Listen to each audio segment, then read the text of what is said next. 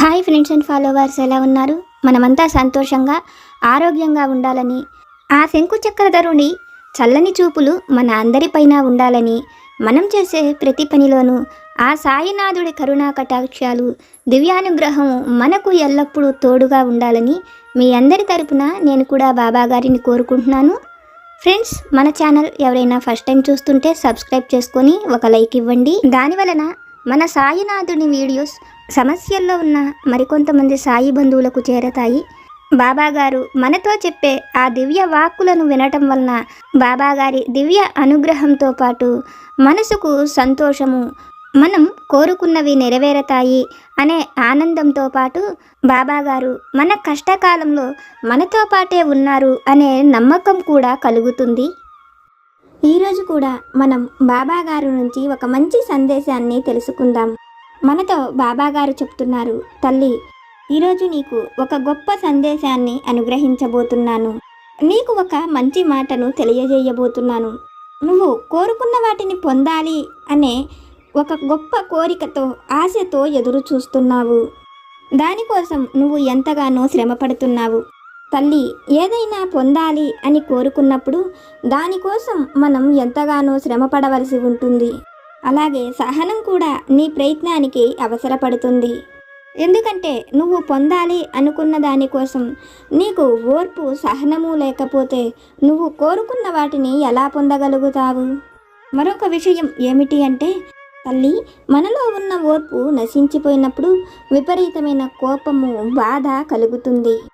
ఆ కోపంలో నువ్వు సాధించాలి అనుకునే దానికోసం ఏమి చేస్తున్నావో కూడా గ్రహించలేవు. ఒళ్ళు మర్చిపోయిన ఆ కోపంతో నీకు సంతోషం కంటే కూడా విపరీతమైన బాధ, దుఃఖమే మిగులుతుంది. నువ్వు ఉన్న ఈ కష్టం నుంచి బయటపడేలా నేను నీకు చేయూతను, సహాయాన్ని అందిస్తాను. కానీ తల్లి, నువ్వు పడుతున్న ఈ బాధ నుంచి బయటపడడానికి నువ్వు ఎంతో శ్రమించవలసి ఉంటుంది.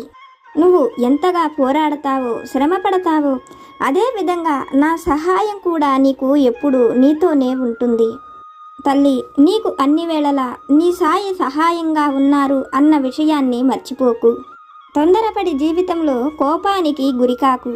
తొందరలోనే నీకు ఉన్న ఈ కష్టం నుంచి నువ్వు బయటపడతావు అని నేను నిన్ను ఆశీర్వదించి అనుగ్రహిస్తున్నాను అని మన సాయి సమర్థులు ఒక చక్కని సందేశాన్ని మనకు తెలియజేస్తున్నారు. మన పరిస్థితులు బాగోనప్పుడు, మన మనస్సు బాగోనప్పుడు మనం ఎంతగానో కోపానికి గురి అవుతాం. అయితే ఒక్క క్షణకాల కోపమైన దాని వలన కలిగే బాధ మన జీవితం అంతా కూడా భరించవలసి ఉంటుంది. అందుకనే ఓర్పు, సహనాన్ని కలిగి ఉండాలి అని సాయి బిడ్డలమైన మనకు బాబాగారు పదే పదే హెచ్చరిస్తూ ఉంటారు. బాబాగారు మనతో చెప్తున్న ఈ మాటలలోని పరమార్థాన్ని, సత్యాన్ని ఒక చక్కని కథ రూపంలో ఆ తండ్రి వాక్కుల ద్వారా విని తెలుసుకుందాం. పూర్వం యశోధరపురాన్ని ప్రతాపవర్మ అనే మహారాజు పరిపాలిస్తూ ఉండేవాడు. ప్రతాపవర్మ ఎంతో దైవభక్తి కలవాడు. ప్రజలను తన కన్నబిడ్డల్లా చూసుకుంటూ ఉండేవాడు. ఒకరోజు ప్రతాపవర్మ వేట కోసం అడవికి వెళతాడు. అడవిలో ఎన్నో ప్రదేశాలను తిరుగుతున్న ప్రతాపవర్మకు ఒక అపురూప సౌందర్యవతి కనిపిస్తుంది. ఆమెను చూస్తున్న ప్రతాపవర్మకు ఆమె సాధారణ మానవకాంత కాదని అర్థమవుతుంది. ఆమె దగ్గరకు వెళ్ళి తన నగరానికి రమ్మనమని, ఆమెను కొద్ది రోజులు తమ ఇంట ఉండమని అడుగుతాడు. అయితే ప్రతాపవర్మను చూసిన ఆమె మాత్రం తను ప్రతాపవర్మతో రావడానికి కుదరదని, తాను గంధర్వ స్త్రీనని, తమ లోకానికి వెళ్ళవలసి ఉన్నదని, ఇప్పటికే తన స్నేహితులు ఎక్కడికి వెళ్ళిపోయారో తెలియక ఆ అడవి అంతా కూడా వారి కోసం వెతుకుతున్నానని చెప్తుంది. గంధర్వకాంత ఎంతగానో నచ్చచెప్పి ప్రతాపవర్మను అక్కడ నుంచి వెళ్ళిపోమంటుంది. ఆమె మాటలు విన్న ప్రతాపవర్మ తను ఈ దేశానికి మహారాజునని, తను ఏదైనా చూసినా తను అనుకున్నా అది తన రాజ్యానికి రావలసి ఉంటుందని, కాబట్టి ఆ దేవకాంత కూడా తన రాజ్యానికి రావాలని, కొద్ది రోజులు మహారాజు దగ్గర ఉండి వెళ్ళవలసిందేనని మహారాజు గట్టిగా ముండిగా పట్టుపడతాడు. ప్రతాపవర్మ మాటలు విన్న ఆ దేవకాంత, నువ్వు చూసినది ఏదైనా నీ ఇంటికి రావాలని అనుకుంటున్నావు, అది ఎంతో తప్పని, ఈ కళ్ళు ఉండబట్టే నువ్వు ప్రతిదాన్ని చూడగలుగుతున్నావు, కాబట్టి నీ రెండు కళ్ళు ఈ రోజు నుంచి కనపడవని, గంధర్వకాంత ప్రతాపవర్మను శపించి అక్కడ నుంచి వెళ్ళిపోతుంది. ఆ క్షణమే ప్రతాపవర్మ కంటి చూపు పోతుంది. అతనికి ఎదురుగా ఏమున్నది కూడా కనపడవు. తనతో పాటు వచ్చిన సైనికులే ప్రతాపవర్మను అంతఃపురానికి తీసుకువెళతారు. జరిగిన అన్ని విషయాలను మహారాణికి చెప్తారు. మహారాణి ఆ మాటలు విని ప్రతాపవర్మ చేసినది ఎంతో తప్పని, గంధర్వకాంతలను ఆ విధంగా ఇబ్బంది పెట్టి ఉండవలసింది కాదని, అయితే మహారాజుకు కళ్ళు రావడం కోసం అతనికి ఏదైనా వైద్యం చేస్తే తప్పక వస్తాయేమోనని ఎన్నో విధాలుగా ప్రయత్నిస్తుంది. పండితులు, సాధువులు, సన్యాసుల దగ్గర నుంచి ఎవరు ఏది చెప్పినా అన్ని పనులను చేసేది.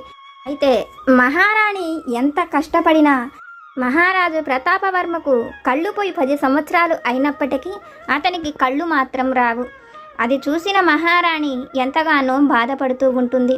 మహారాజు కొడుకు నిరంజనుడు కూడా తండ్రి విషయమై ఎంతో బాధగా ఉంటాడు.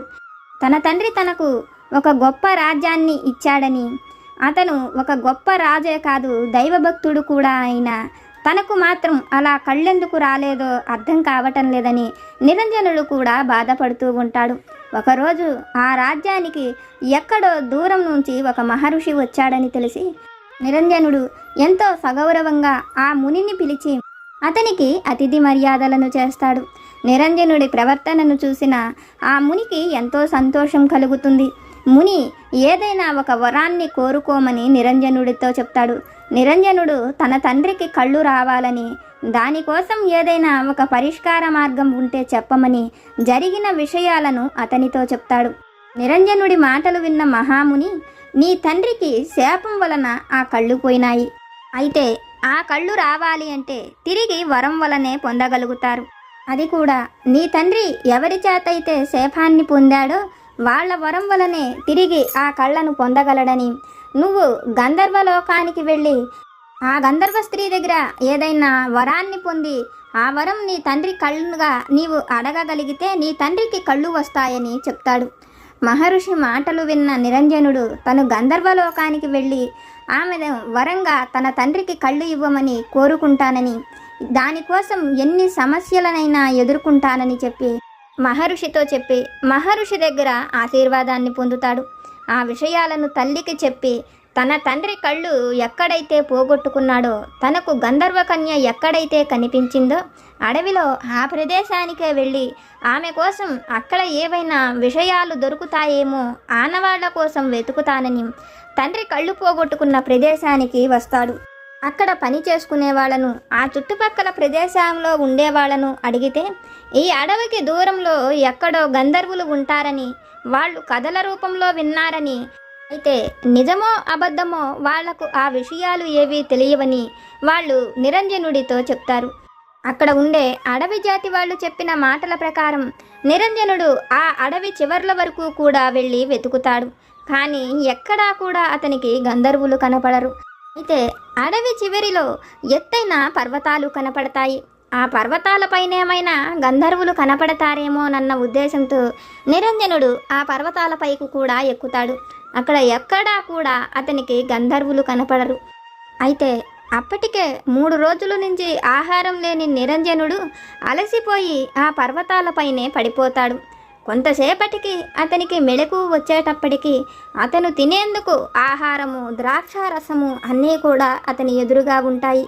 ఆ పక్కనే ఒక పెద్ద బ్రహ్మరాక్షసి కూర్చొని ఉంటుంది. మొదట ఆ బ్రహ్మరాక్షసిని చూసి భయపడుతున్న నిరంజనుడు భయపడే అంత శక్తి కూడా లేని ఆ పరిస్థితులలో బ్రహ్మరాక్షసి అతని ఎదురు ఉన్న ఆహారాన్ని తినమని చెప్తుంది.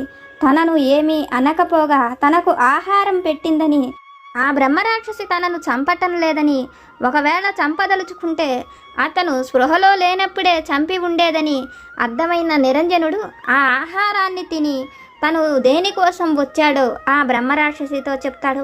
ఆ మాటలు విన్న బ్రహ్మరాక్షసి, గంధర్వులు భూమి మీదకు ఎప్పుడైనా వచ్చి వెళ్ళిపోతూ ఉంటారు తప్ప వాళ్ళు ఈ భూమి మీద ఉండరు. నువ్వు గంధర్వుల్ని కలుసుకోవాలి అంటే గంధర్వలోకానికి వెళ్ళాలి. అక్కడ వరకు వెళ్ళగలిగితే కదా నువ్వు గంధర్వులను చూడగలిగేదని చెప్తుంది.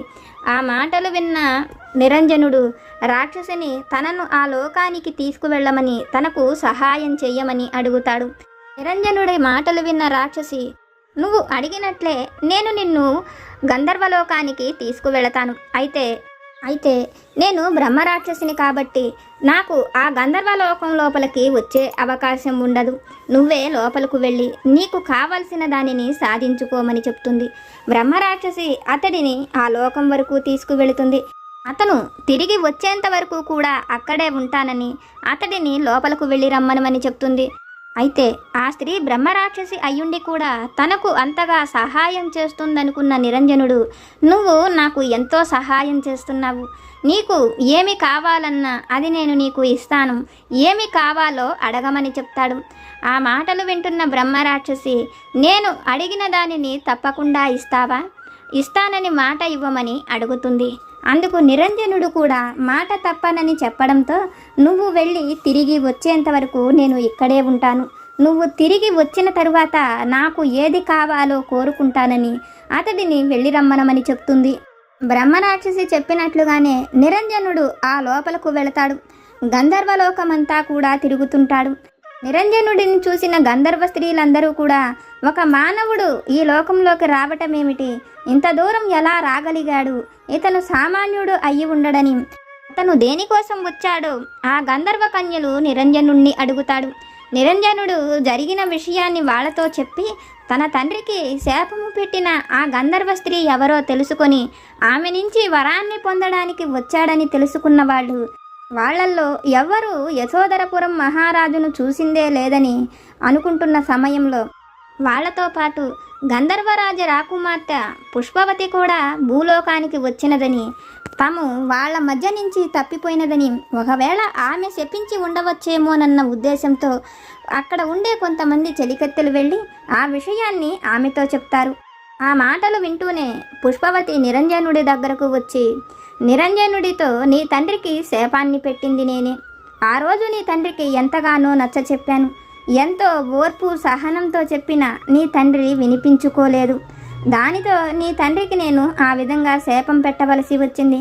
కానీ తిరిగి భూమి మీదకు వచ్చి నీ తండ్రికి కళ్ళు వచ్చేలా చెయ్యాలి అంటే నాకు మళ్ళీ 100 సంవత్సరాల సమయం పడుతుందని, మేము 100 సంవత్సరాలకు ఒక్కసారి మాత్రమే భూమి మీదకి రాగలమని, నీ తండ్రికి శాపం పెట్టి వచ్చిన తర్వాత మళ్ళీ తిరిగి భూమి మీదకు వచ్చే అవకాశం నాకు కుదరలేదని, నేను కూడా ఈ విషయమై ఎంతో బాధపడ్డానని, ఒక్క క్షణక ఆవేశం వలన నీ తండ్రి కంటి చూపును పోగొట్టానని ఈ బాధ నన్ను తొలిచివేస్తున్నదని, కానీ ఇప్పుడు నువ్వు రావటం వలన నీ తండ్రికి కళ్ళు రావటమే కాదు, నా నుంచి ఆ బాధ కూడా తీరిపోతున్నదని పుష్పవతి తన తలలో నుంచి ఒక సువర్ణ పుష్పాన్ని తీసి అతనికి ఇస్తూ, ఈ పువ్వును తీసుకువెళ్ళి నీ తండ్రి కళ్ళ మీదకు తాకించు, అతనికి తప్పకుండా కళ్ళు వస్తాయి, కానీ ఈ పువ్వును తాకించేవారు ఎవరైనా వారికి ఓర్పు సహనంతో పాటు అబద్ధం చెప్పకూడదని, ఆడిన మాట తప్పకూడదని, అలా ఉంటేనే నీ తండ్రికి వచ్చిన 2 కళ్ళు ఉంటాయని,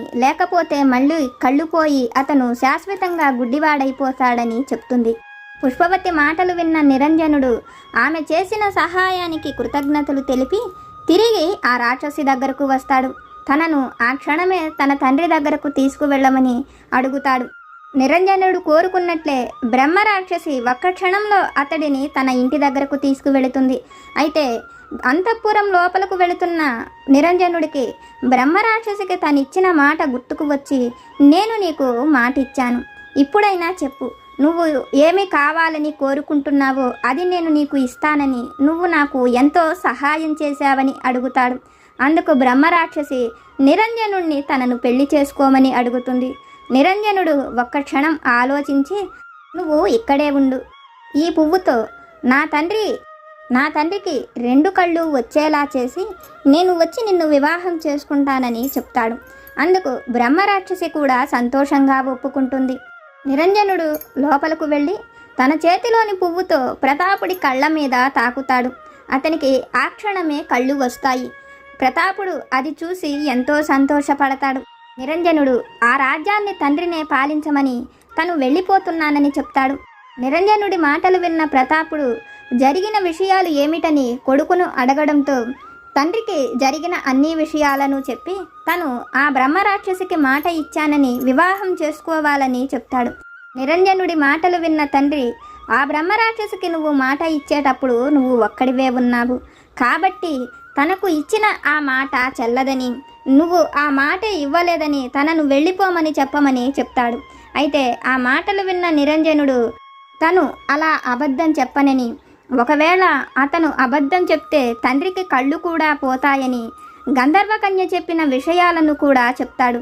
ప్రతాపుడు తనకు కళ్ళు లేకపోయినా పర్వాలేదని, కానీ తన కొడుకు ఒక బ్రహ్మరాక్షసిని వివాహం చేసుకోవటం తను చూడలేనని, తనకు కళ్ళు వచ్చి కూడా సంతోషం లేదని నిరంజనుడిని వెళ్ళవద్దని బ్రతిమిలాడతాడు. అయితే నిరంజనుడు మాత్రం తన తండ్రికి కళ్ళు ఉన్నా లేకపోయినా అతను ఆ బ్రహ్మరాక్షసికి మాట ఇచ్చిన ప్రకారం తను వెళ్ళి ఆమెను వివాహం చేసుకుంటానని, తన విషయంలో తండ్రిని అడ్డు చెప్పవద్దని చెప్పి అక్కడ నుంచి వెళ్ళిపోతాడు.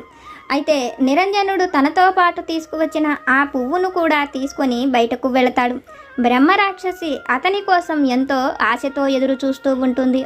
నిరంజనుడు, మనం వచ్చిన పని అయిపోయినది, ఇంకా మనం వెళ్ళి వివాహం చేసుకుందాం రమ్మనమని తను ఏ చేతితో అయితే పువ్వును పట్టుకొని ఉన్నాడో ఆ చేత్తోనే బ్రహ్మరాక్షసి చెయ్యిని కూడా పట్టుకుంటాడు. ఆ క్షణమే బ్రహ్మరాక్షసి రూపంలో ఉన్న ఆమె ఒక అందమైన స్త్రీగా మారిపోతుంది. అది చూసిన నిరంజనుడు ఎంతో సంతోషపడతాడు.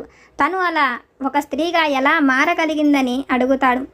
అందుకు తను పద్మపుర మహారాణినని, కొన్నేళ్ల క్రితం ఒక మహాముని తపస్సు చేసుకుంటూ ఉండగా తను వనవిహారానికి వెళ్ళి తన చెలికత్తెలతో పాటు ఆడుకుంటూ ఉన్న సమయంలో తనకు ఆ మునిని చూసి ఒక ఆలోచన కలిగింది.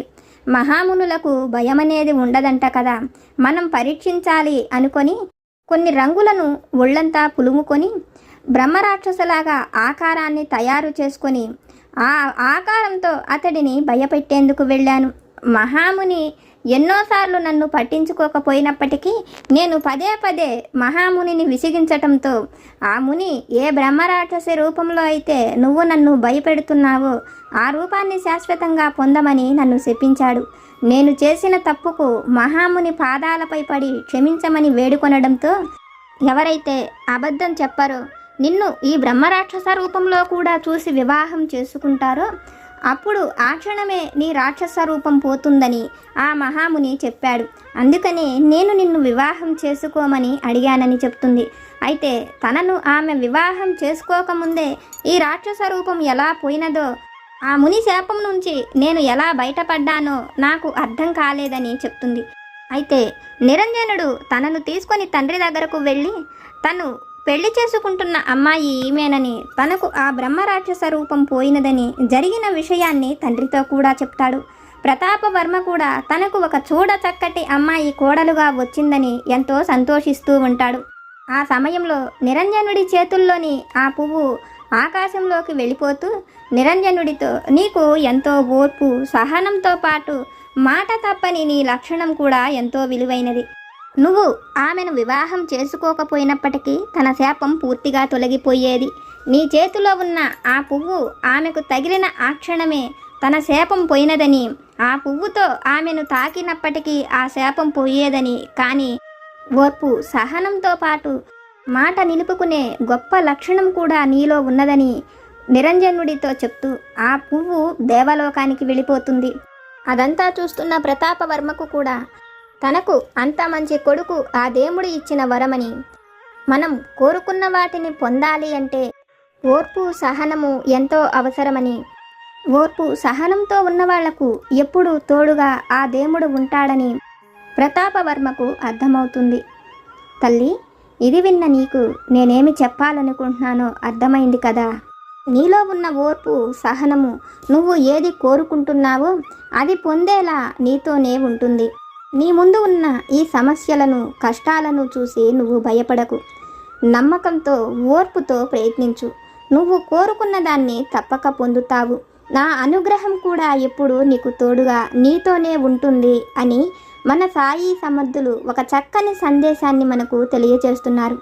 బాబాగారిపైన నమ్మకంతో ఓర్పుతో మనం ఏది కోరుకుంటామో అది ఒక చక్కటి ఉద్యోగమైన, మనం ఇష్టపడిన వివాహమైన, చక్కటి ఆరోగ్యమైన, మంచి బిడ్డలనైనా, భర్తతో సంతోషకరమైన జీవితమైన, మనం కోరుకుంటున్నది ఏదైనా అది తప్పకుండా పొందగలమని ఓర్పుతో ఎదురు చూస్తున్న మనకు బాబాగారి అనుగ్రహంతో మనం వాటిని పొందగలుగుతామని మన సాయి సమర్థులు ఒక చక్కని సందేశాన్ని మనకు తెలియజేస్తున్నారు.